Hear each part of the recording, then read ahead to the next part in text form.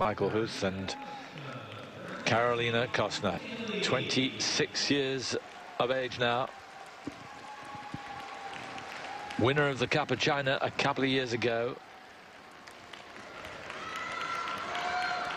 And then went on to win Worlds. 5 times the European champion. When she's at her best, she is almost impossible to beat. And she's getting more consistent. Music from Dvorak for Kostner.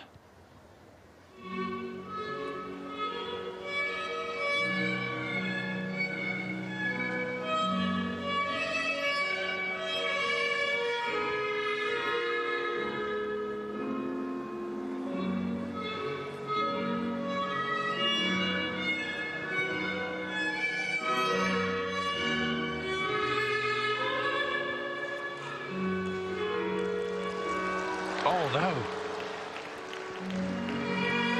Well, the jumps have been her bête noire really through her career. Looked great on the first part of that toe look combination. Didn't look so great after the second.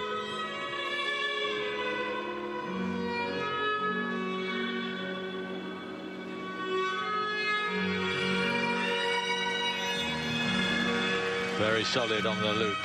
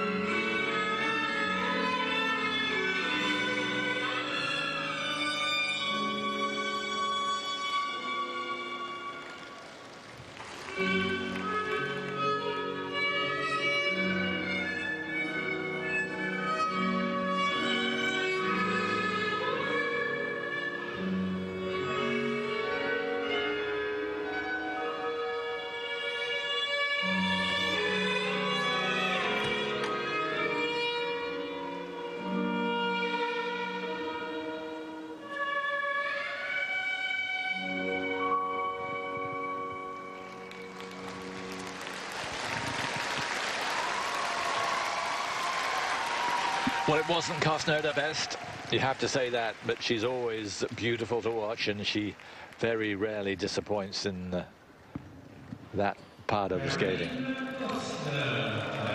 But it was quite a shock when she came down with a thump at the end of that combination.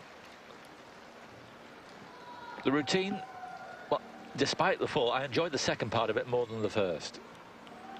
Your thoughts, Chris? My thoughts are that I think it is so difficult for Carolina to compete against these young girls, because going into this, she knows her program technically is inferior to theirs. So she's already on the back foot. The only way she can compete with them in the short program is by getting a really good grade of execution on everything. So everything's got to be not just good, it's got to be better than good, and get that second mark up. I think she's going to probably get the highest component score, but technically she's going to really struggle, and this didn't help her at all. Nice and clean on the first triple toe. You're right, she'd had everything set up right there, just not quite the pop and acceleration through on the second part of that combination, which is a shame. Good to see her come back and get a super triple loop in there. even the spins. I had level 4 on the first one, no problem.